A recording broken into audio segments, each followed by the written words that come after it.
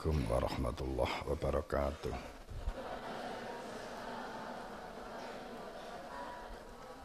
Bismillahirrahmanirrahim. Alhamdulillah. Alhamdulillahirabbil alamin.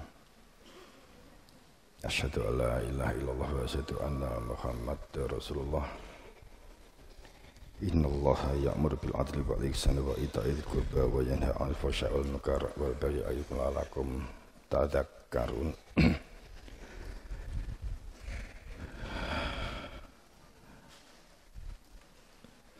Pertama kita memunajat rasa syukur kepada Allah. Kunci pembuka untuk dapat berkembang, untuk dapat maju, untuk berpikir positif. Orang yang pandai bersyukur itu akan mengantisipasi pikiran-pikiran yang negatif, pikiran-pikiran yang menjadikan kita itu memiliki perilaku jumud, kaku dan beku, fanatis, kultus. Orang yang pandai bersyukur itu mengantisipasi pola pikir, karakter yang tertutup, yang irasional atau tidak masuk akal. Pikiran-pikiran yang dikendalikan oleh egonya, nafsunya, perilaku yang ingin mengolok orang lain, kelompok lain, subjek negatif. Jadi orang-orang yang pandai bersyukur itu untuk mencari titik terang kebenaran al-haq min rabbik, baik dalam pikirannya, tindakannya sinkron, sinergi dan sinkron. Niatannya itu untuk selamat kembali kepada Allah. Tindakannya juga selamat kembali kepada Allah. Koneksi interaksi yang dibangun juga koneksi yang menyelamatkan, bukan koneksi yang membangun egonya, membangun omongan-omongan negatif, ngerasani negatif ke orang lain. Itu saat orang-orang berada di dalam hamba yang pandai bersyukur. Tidak mudah menjustifikasi, orang gampang membuat nilai negatif, menyimpulkan dan menilai negatif pendapat orang lain. Sehingga orang pandai bersyukur itu maka akan cepat berkembang. Sehingga syukur dan sholawat itu merupakan sandangan utama orang beragama, utamanya kita umat Islam. Syukur menjadi prasyarat sahnya syukur dan sholawat, menjadi salah satu prasyarat sah tidaknya orang itu sholat, sah tidaknya orang itu berkhotbah. Kemudian digenepi dengan nasihat takwa. Karena takwa itu intinya tidak berpecah belah. Inti takwa itu semua aktivitas itu untuk membangun wujudnya bebarengan dan kebersamaan dalam kerangka memberdayakan diri dan lingkungan sebagai program yang tidak berpecah belah. Saat sebuah komunitas, apalagi bangsa negara, faktanya programnya gampang sekali tidak saling mendukung, tidak saling mensupport, malah berpecah-pecah, berbelah-belah, pecah belah. Dampak semua sistem yang memberatkan keadaan, dampak sebuah mekanisme yang memberatkan, membebani, keadaan, apakah disebut kemudian reses. Reses itu kan berangkat dari reses mental. Reses itu keterpurukan. Reses ekonomi berarti keterpurukan ekonomi. Dari satu sisi daya beli itu turun, tapi satu sisi juga karena harga-harga naik. Itu juga karena adanya dekadensi atau resesnya moral atau mental. Anomali begitu bahasa orang-orang. Sesuatu yang tidak normal. Tidak normal karena mungkin karena ekonomi, kemampuan dan seterusnya, itu yang saat ini juga apakah benarnya seperti apa, tapi ini yang digembar-gemborkan keadaan dan situasi dalam tidak pasti.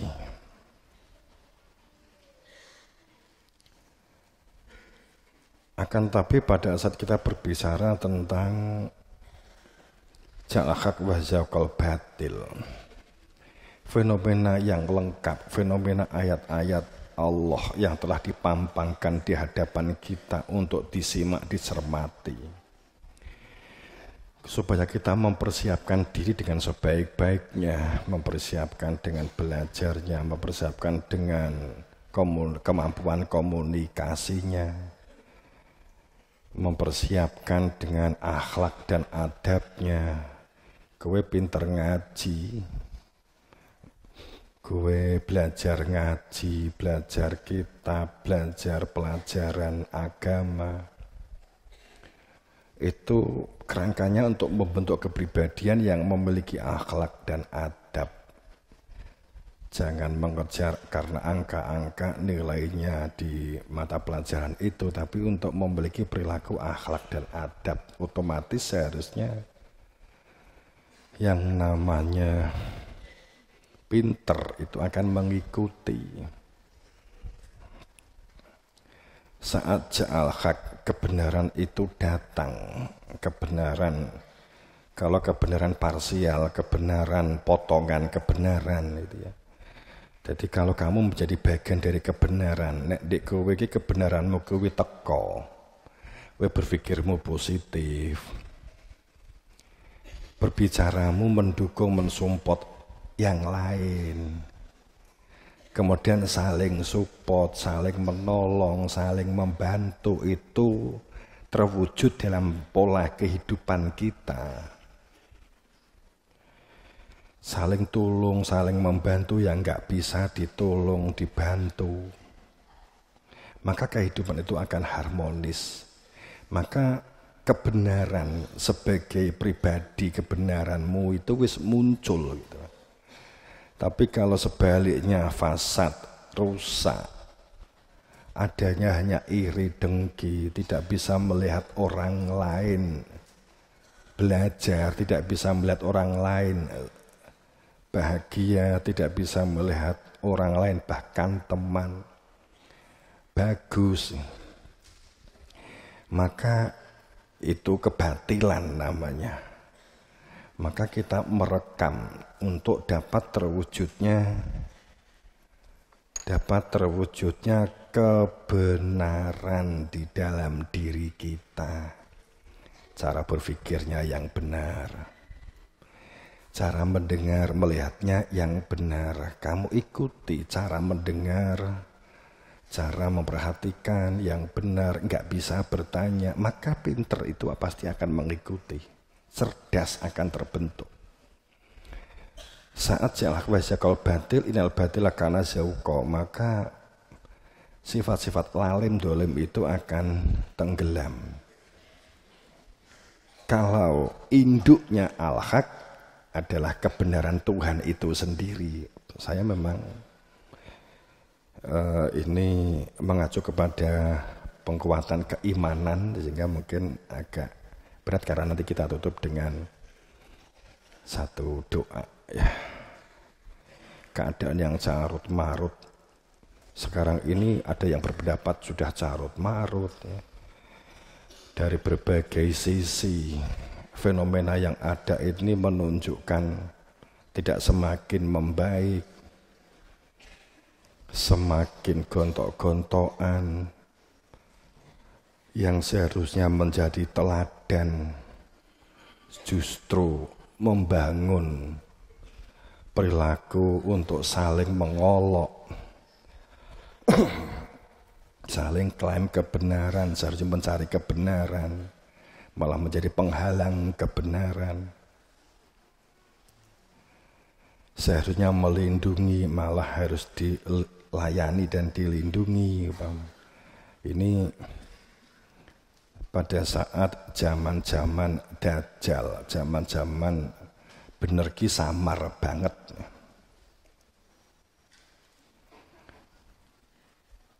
Karena faktanya begini, wa minan nas akeh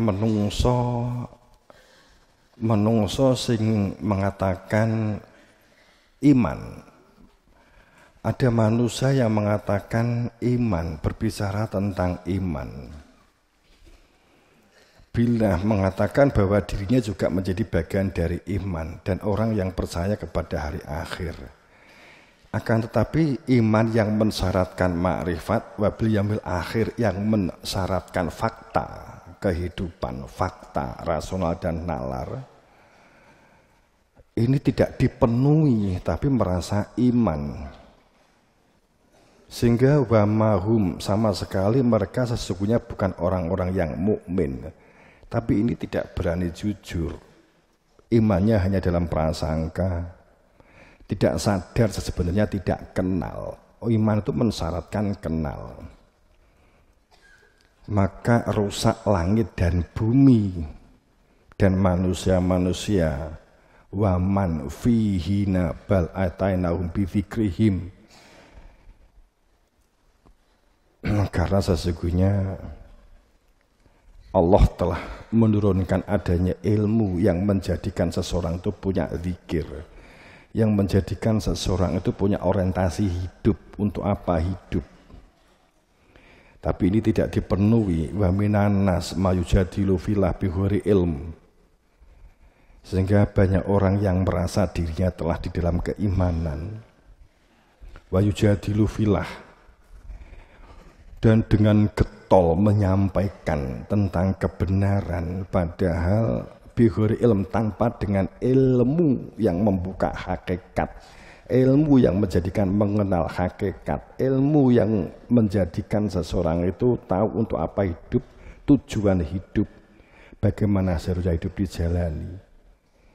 Sehingga wala huda, sehingga tidak di dalam terang, sehingga tidak di dalam cahaya. Wala huda, sehingga tidak di dalam petunjuk, di dalam huda itu ada terang. Tapi hanya dari prasangka dan kira-kira. Hidupnya selalu dipenuhi prasangka dan kira-kira. Wala kitabi munir, dan juga tidak dari kitab yang bercahaya, kitab yang dapat ditanya. Kitab munir itu kitab yang dapat ditanya, bukan kitab yang bisa dibaca, tapi kitab yang dapat ditanya sehingga bisa menjawab, bukan hasil perspektif kita. Walawi tabal ahak, maka hidup manusia akan dikendalikan oleh hawa nafsunya. Sistem yang dibangun, membangun sistem hawa nafsu. Perilaku yang dibangun adalah perilaku kesenangan-kesenangan didasarkan kepentingan dirinya sendiri. Kepentingan yang tidak pernah mewadai kepentingan demi keadilan dan kemakmuran bersama. Tapi perilakunya adalah perilaku untuk memenuhi perutnya sendiri. Untuk memenuhi wadah itu, untuk memenuhi dia yang paling benar. Sehingga dengan menjadi penguasa untuk dapat menuangkan kebenaran menurut nafsunya, walawi tabal hak, akibat sesungguhnya tidak memiliki iman, akan tapi berperilaku seperti orang iman, dan orang banyak berpikir dia sebagai orang yang iman, maka gerakan sistem, mekanisme yang dibangun di atas pijakan kebenarannya nafsu, kebenaran hasil kesepakatan, kebenaran hasil pikirannya untuk mencari wadah supaya egonya itu dapat diwadahi dalam sebuah komunitas itu.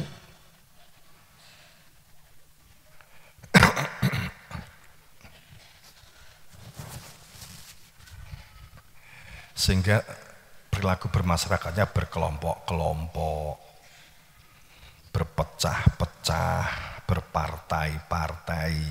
Sehingga pada saat beda, nggak mau menggunakan program, walau itu pun lebih baik nggak akan mau. Karena beda kelompok, beda golongan. Kalau diikuti, berarti sama saja seperti kalah. Tapi faktanya, yang diikuti yo arogan begitu. Itu akibat tidak tahu orientasi hidup dan kehidupan.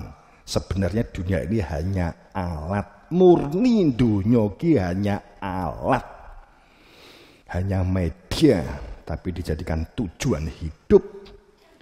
Dampaknya adalah semrawut carut marutnya tatanan sehebat apapun sang penata. Maka ada yang berpendapat sopo wae presidene tetap jungkel kan begitu.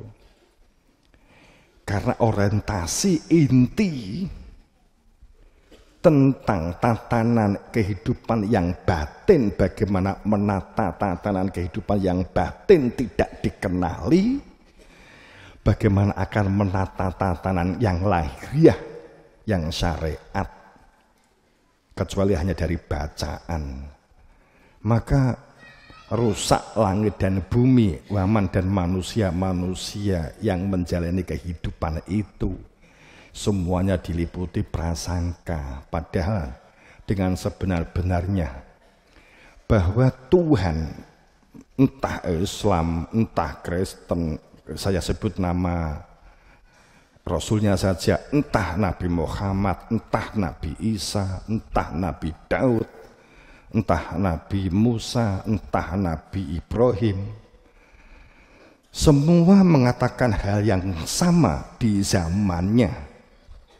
Selalu ditolak oleh umat yang sezaman. Ditolak itu sebagai sejarah oleh umat setelahnya. Selalu begitu dan begitu.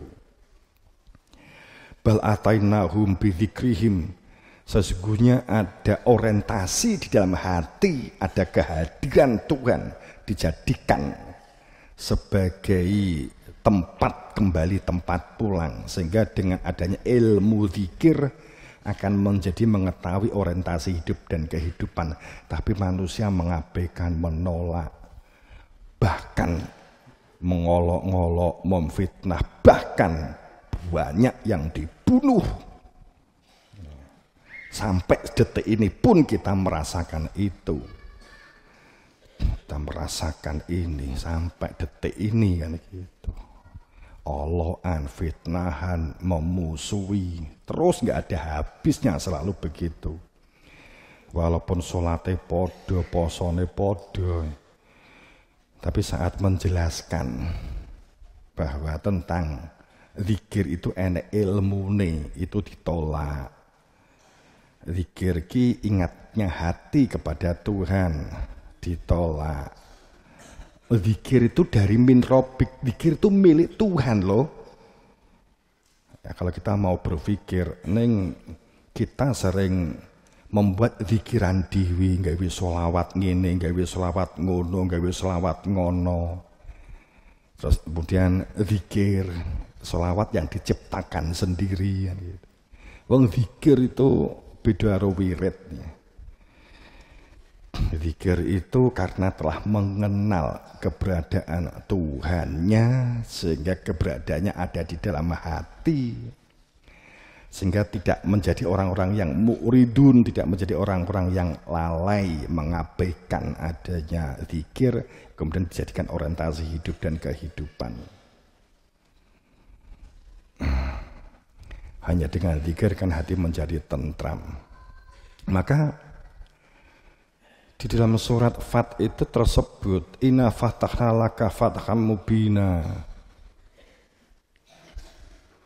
Sungguh Allah itu memberi alat adanya sebuah ilmu yang menjadikan seseorang itu hatinya terbuka, yang membuat seseorang itu hatinya dibuka.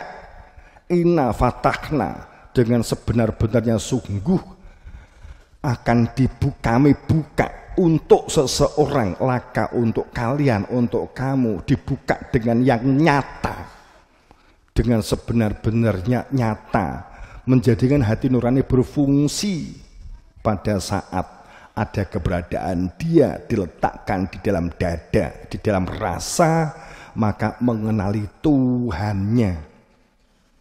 Tapi sudah terlanjur bahwa masalah makrifat itu anugerah.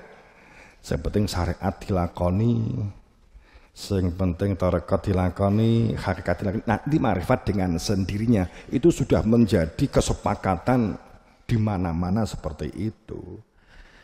Dan dengan hudan, terang cahaya sehingga dapat berjalan, dan dengan hakikat itu yang adilun, melakukan tata kelola kehidupan yang adil dan makmur. Tapi karena kamu mengingkari, rasakan kamu sendiri benturan-benturanmu di antara kamu.